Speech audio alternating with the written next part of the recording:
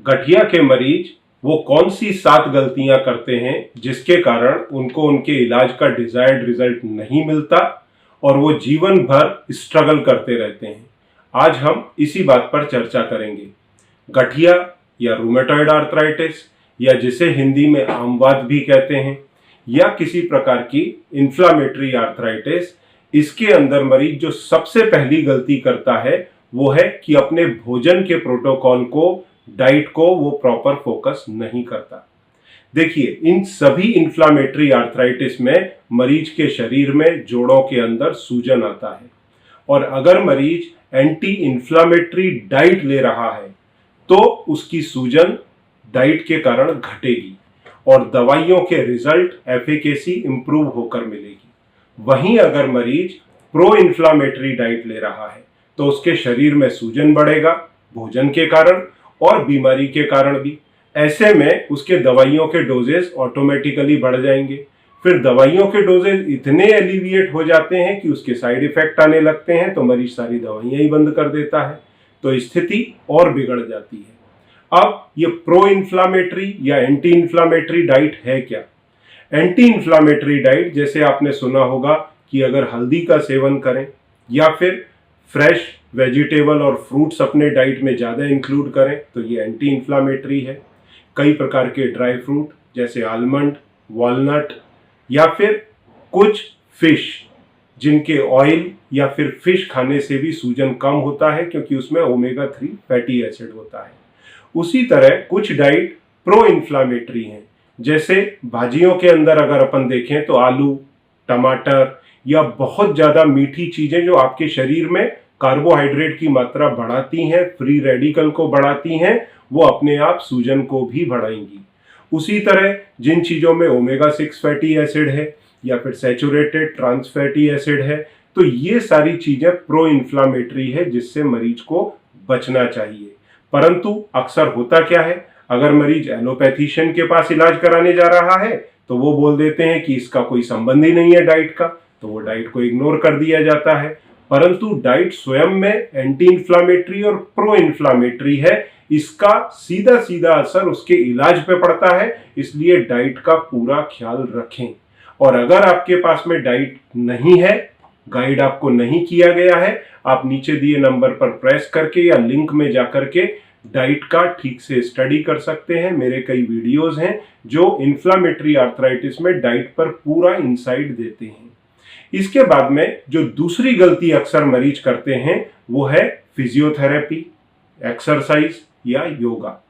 मैं योगा को नंबर 1 दूंगा। देखिए, 3 कारणों से हमारे को एक्सरसाइज, फिजियोथेरेपी या योगा करने की आवश्यकता होती है।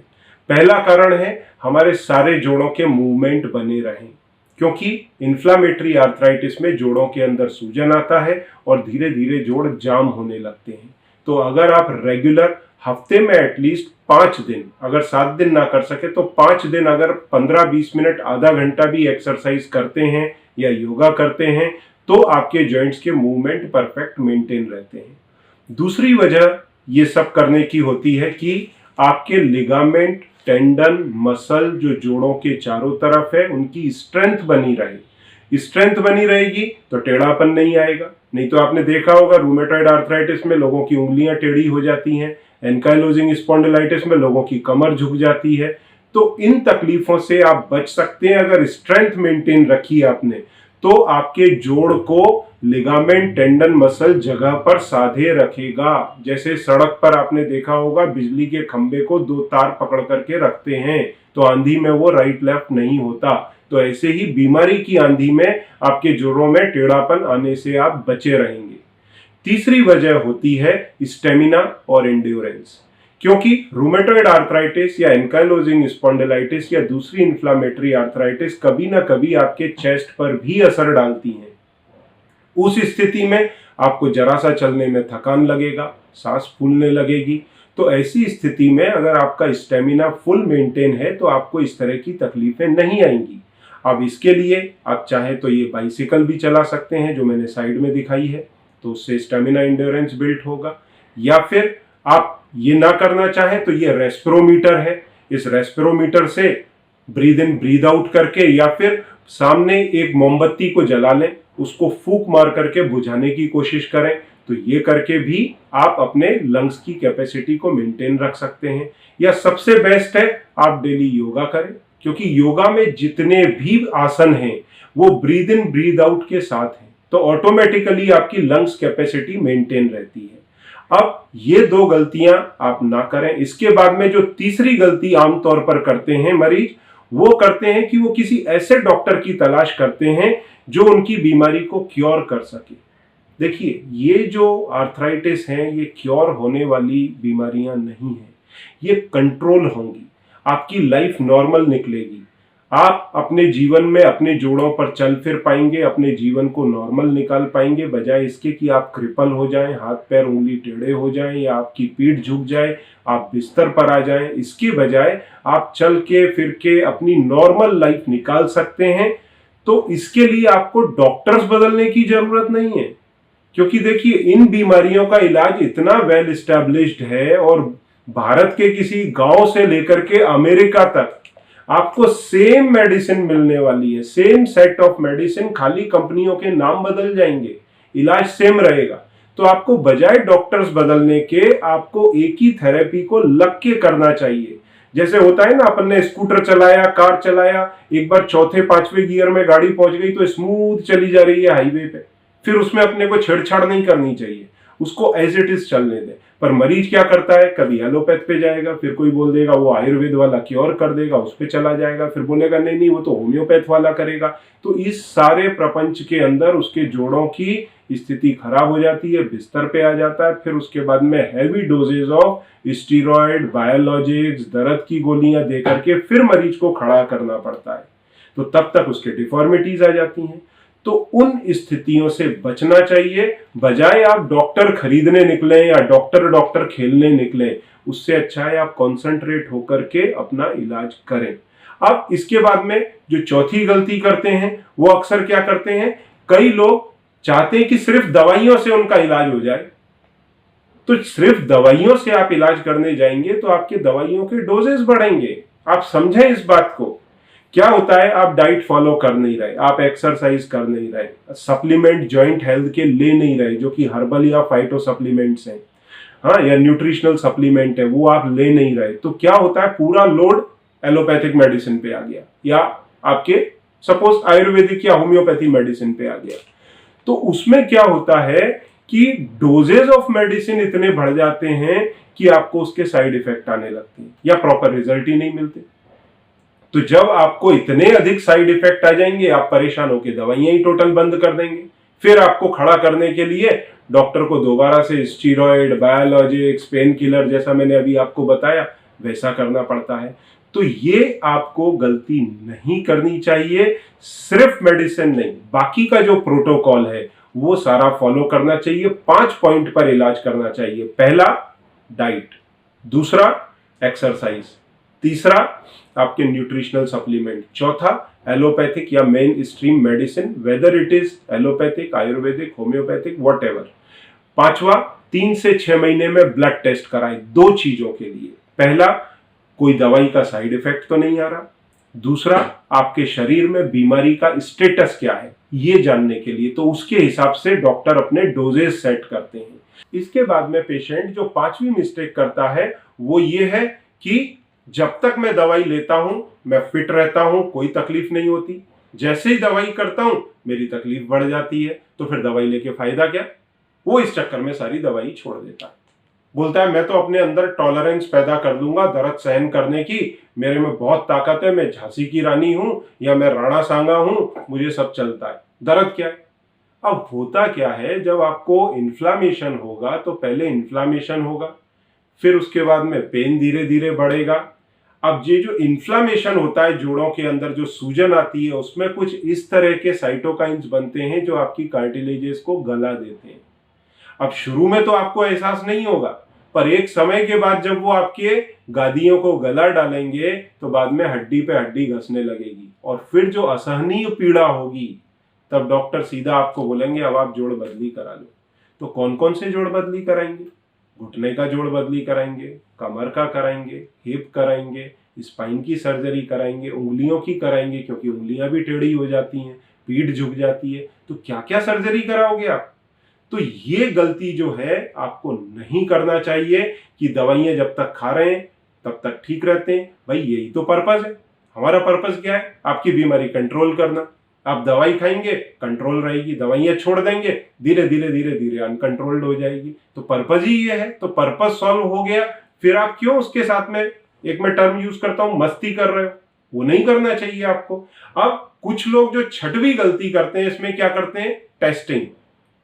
मैंने दवाई दिया, मरीज फर्स्ट क्लास हो गया, बढ़िया हो गया, ईएसआर कंट्रोल में, सीआरपी कंट्रोल में, कभी कभी आरए फैक्टर नेगेटिव, एंटीसीसीपी नेगेटिव। अब मरीज को लगता है कि अब तो वो फुल क्योर हो गया, वो दवाइयां छोड़ देता। अब दवाइयां छोड़ते ही धीरे धीरे बीमारी फिर अंदर बिल्ट हुई, बिल्ट होते होते वापस स्थिति, दर्द, सूजन, सारे साइन सिम्टम आ गए या मरीज बिस्तर पे पहुंच गया। अब हैवी डोजेज दे करके फिर खड़ा करो या कोई डिफॉर्मिटी आ गई।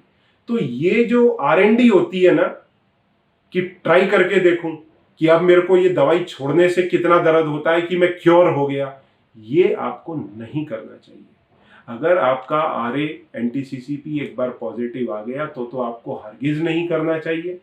और अगर मान लीजिए आप सीरो नेगेटिव रूमेटॉइड या किसी एंटी इंफ्लामेटरी डाइट बीमारी के पेशेंट हैं, तो भी आपको नहीं करना चाहिए इस तरह का। अब इसके बाद जो आखिरी गलती है, सातवीं गलती, वो या तो डॉक्टर करते हैं या फिर मरीज खुद करता है। इसमें मैं डॉक्टर्स का भी बोलूंगा, चाहे वो रूमेटोलॉजिस्ट क्यों ना हो, आप सिंपल ऑर्थोपेडिशियन या बाकी के आयुर्वेदाचार्य या होम्योपैथ, उनकी तो बात ही छोड़ दें, रूमेटोलॉजिस्ट तक गलती करते हैं। क्या करते हैं, रूमेटॉइड का या इन्फ्लामेटरी आर्थराइटिस का फुल ट्रीटमेंट करेंगे, सारी दवाई देंगे, डीमार्ट देंगे, एनाल्जेसिक्स देंगे, फिर कभी जरूरत पड़ी बायोलॉजिक्स देंगे, जरूरत पड़ी स्टीरॉइड देंगे, परंतु जो सूजन के कारण आपके जोड़ों की गादियां, कार्टिलेजेस गल रही हैं, उन गलती कार्टिलेजेस को बचाने के लिए कोई सप्लीमेंट नहीं देते। ऐसी स्थिति में क्या होता है, over a period of time cytokines के रिलीज के कारण जोड़ों के अंदर कार्टिलेज गल जाती हैं,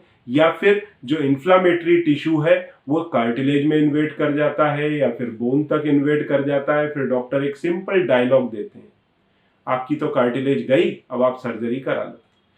30 साल का मरीज, 35 साल का मरीज, 45 साल का मरीज, पूरे जॉइंट रिप्लेसमेंट की नौबत आ जाती है। अब जॉइंट रिप्लेसमेंट करेंगे तो कौन सा करेंगे, घुटना कर लेंगे, फिर क्या हिप भी करेंगे, फिर गर्दन भी करेंगे, बैक भी करेंगे, कौन कौन से जोड़ की सर्जरी करेंगे।